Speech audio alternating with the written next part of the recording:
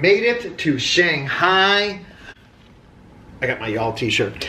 This week, I'm very excited to sit down with Suchi Lee. Suchi is a New York international tax partner and the global leader for our international tax services practice. Suchi, who is a Chinese American, is going to share some of his insights as an American doing business in China.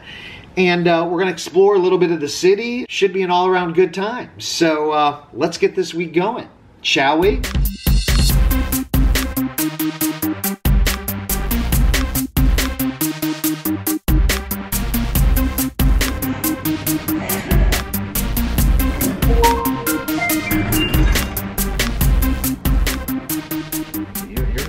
Looking ready for prime time here. All right. We are in Shanghai, China. I am with Suchi Lee. Suchi is one of my fellow international tax partners based in New York and our global international tax services leader. That's quite a title, Suchi. Welcome to the vlog, Such. Thanks, Doug. It's good to be here. Give us a little bit about your background, a little bit about kind of your journey and how you ended up as a partner at PwC. So I went to elementary school in Taiwan, Okinawa, Saipan, and Guam. I went to middle school in Guam and Hawaii. Went to high school in Hawaii, and I went to college in Los Angeles. Fascinating. I didn't know so that. I'm continuing to move east. So now, and then I was in Chicago for a little bit before New York. Now I'm in New York. You were a USC guy, is that right? I went to USC undergraduate and graduate, and taught in the graduate program. I started my career with the legacy PW firm in audit, because in the old days everybody started in audit, and then I did a rotation during tax busy season, and then I heard about this program where you prepared tax returns for American executives. Instead of April 15th on June 15th, and you get to travel, and I thought, what a great program. So I switched to tax, then switched to international tax, and then they discontinued the program because it was too expensive. Okay. But then I was stuck in international tax. So how long have you been with PwC and Son then in total? So it'll be 35 years. Okay. I've only been able to hold down one job.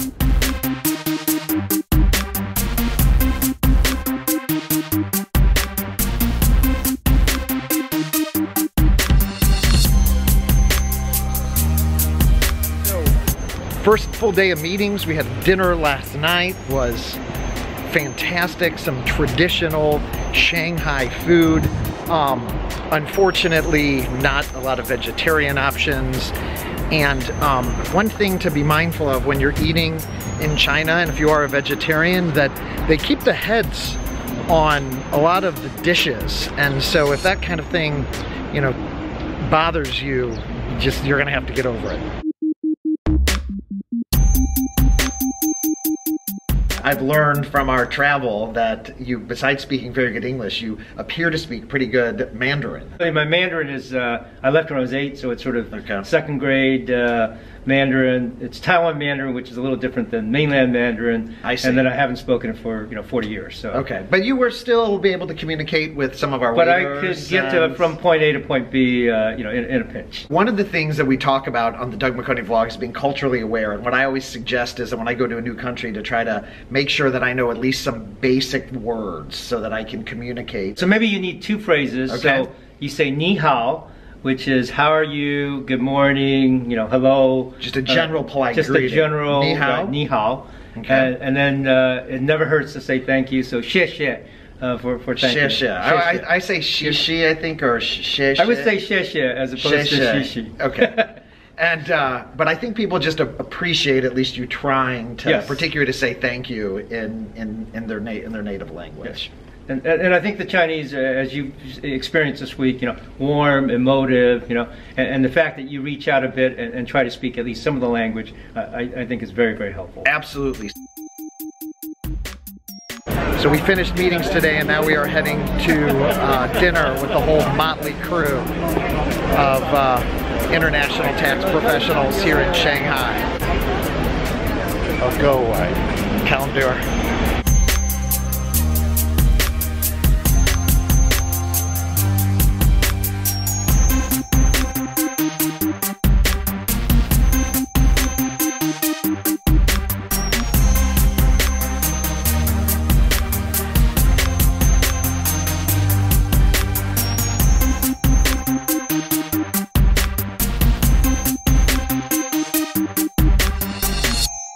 We had a whole number of meals here, just very kind of formal, even lunches and dinners. They take hour and a half, 2 hours, even lunches.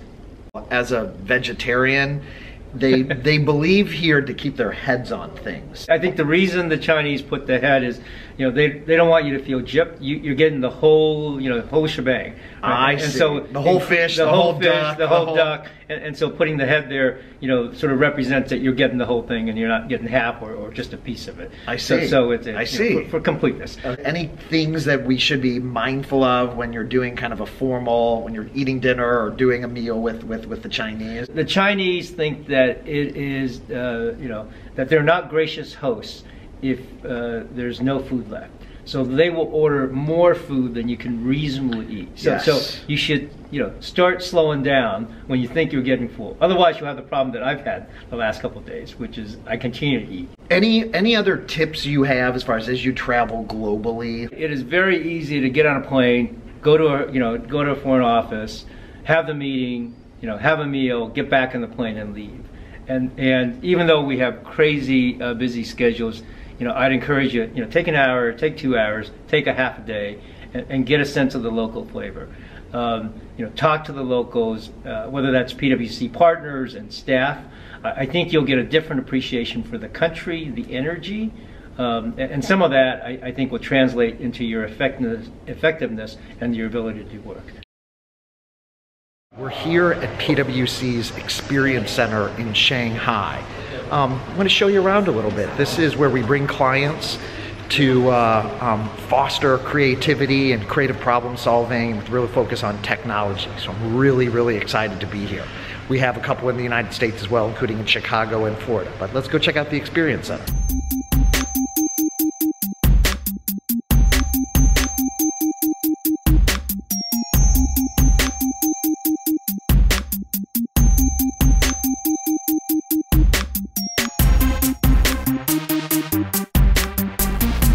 We're waiting for the lift to get to the office. Yeah. What advice would you give to your younger self? Be less comfortable.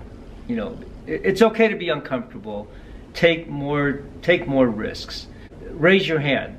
I will say my biggest opportunities, you know, I had a chance to go to Chicago, I did that. I had a chance to come to New York, I did that. And with every move, it was uncomfortable, but it's the periods of my sort of greatest personal and professional growth. So get out of your comfort zone, raise your hand, volunteer. How would you describe yourself as a leader? So my job, I think, as the global leader is to generate energy and excitement and to challenge us. I can't predict with great certainty where the future is, but I think we will be in a better place if we anticipate, you know, that things will be different in the future and spend some energy and time thinking about, you know, if things change, well, how do we position ourselves and get in front of that change? So inspire and be strategic. Suchi Lee, Global International Tax Leader for PwC. Suchi, thanks for being on the Doug. Thanks, Doug. Thanks for having me.